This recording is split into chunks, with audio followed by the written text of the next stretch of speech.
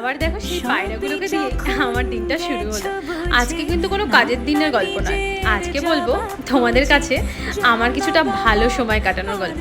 অনেক দিন ধরে প্ল্যান করছিলাম, তো ফাইনালি আমাদের প্ল্যানটা সাকসেসফুল হলো। পৌঁছে গেছিলাম নন্দনে সিনেমা দেখতে। নন্দন শুনলেই কেমন কলেজ লাইফের কথা মনে পড়ে যায়, তাই না? আমারও ঠিক তাই। তো ধূমকেতু দেখতে গিয়েছিলাম।